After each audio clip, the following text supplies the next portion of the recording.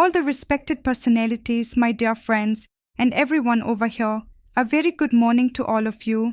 Even if I knew tomorrow the world would go to pieces, I would plant my apple trees. Martin Luther. Today we all are here to celebrate the World Environment Day. It was established on 1972 by United Nations from discussions on the integration of human relationship and environment. Our ecosystems, forests, wetlands, oceans are more vital to life, yet they face enormous pressure from human activities. A healthy environment is the one that is sustainable for a long period of time. It directs the life of everyone and determines proper growth. Restoring our ecosystem means more than planting trees.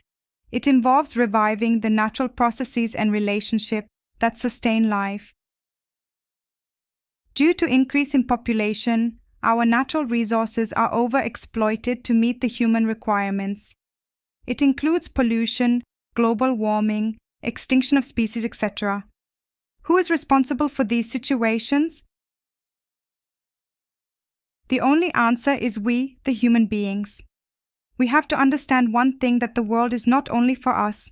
A lot of other living organisms are here. It is a day to raise awareness and to take actions to conserve the environment.